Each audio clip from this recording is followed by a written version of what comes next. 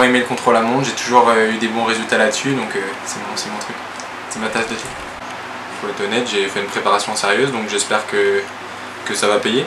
J'ai passé pas mal de temps sur mon vélo de chrono, donc on verra demain, mais les sensations sont bonnes ces derniers jours. On peut décomposer le chrono en deux, je pense, une première partie exigeante et une deuxième partie vraiment plus roulante. J'aime bien la première partie qui est assez vallonnée, et la deuxième c'est pour purs spécialistes, pour vraiment des grands rouleurs type Julian Lino, donc moi ça me convient un petit peu moins bien, mais après je suis pas perdu dans ce type d'effort. Ouais, ça me plaît, après il faudra prendre en compte aussi la température, donc il y a plusieurs facteurs qui vont déterminer sur la performance du jour. Un effort aussi intense sous la chaleur, ça fait quand même du mal à l'organisme, et ouais, ça va vraiment être un facteur déterminant. Bon, on va dire qu'on a eu pas mal de show, hein, même en Bretagne, hein, comme quoi ça arrive ces derniers temps. Les entraînements du coup et les courses ont été faits sous le chaud, donc bon, on devrait être habitué. Après, normalement, ils annoncent moins chaud demain que ces derniers jours là, donc ils annoncent 25-26, donc bon, ça se fait bien. On pense pas forcément à s'hydrater, on est occupé dans son effort, on a le casque, on est un peu dans sa bulle. Alors que c'est justement là qu'on a vraiment besoin de s'hydrater. On est tout seul avec son effort et la chaleur, on voit pas les autres boire, on n'y pense pas, et c'est là que c'est important de vraiment pas oublier. Je pense que c'est un paramètre important. J'ai pas spécialement préparé cet événement, je le prends un peu comme il vient. On verra comment ça va se passer. Après, j'ai déjà participé à 2 contre-la-montre de cette longueur-là ces 2 dernières années sur le championnat de France, donc j'ai l'expérience aussi. C'est important dans la gestion de l'effort, je sais où je m'aventure, on va dire. Quand on est sur une course à étapes, par exemple le contre-la-montre est en 3e étape, on a déjà mal aux jambes, quoi. Alors que là on va partir frais, et ça peut aussi poser problème. On peut partir trop vite parce qu'on ne sent pas trop ses jambes au début, et ça peut se payer cash dans le final, donc il faut faire attention aussi à ça et bien se connaître.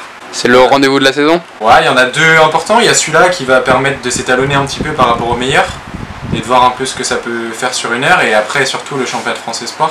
Là ce sera un vrai objectif, là c'est plus un premier essai, on va dire, que dans un mois ça sera vraiment un objectif.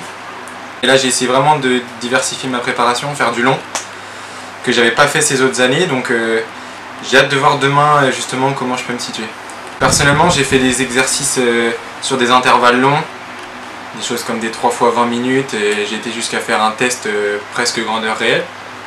Donc c'est du temps passé sur le vélo de contre-la-montre, et même du gainage, des choses comme ça dans la préparation pour pouvoir tenir la position sur un temps. Cela on va faire quoi, 1h05, au moins 1h05 d'effort. Donc bon, c'est de la préparation sur le vélo de contre-la-montre, mais aussi à côté en salle. La clé c'est vraiment la gestion de l'effort, de ses sensations, pas s'enflammer aussi par l'événement, parce que c'est un championnat de France, on peut très vite se laisser emporter par la foule en délire, les drapeaux qui volent et tout, donc, et puis faire gaffe aussi à faire très attention à la chaleur qui va être un facteur déterminant aussi demain. Qu'est-ce qui est le plus dur sur un chrono? Ouais, les 10 dernières minutes. Ouais, je pense que c'est ça, la fin. Ouais. Même peut-être le dernier quart d'heure, parce que quand on entre dans les derniers kilomètres, on a un gain de motivation, mais on n'a pas le public, hein, on est tout seul dans la pampa, donc on a un moment qui est dur, mais c'est là qu'il faut être fort dans la tête pour faire la différence.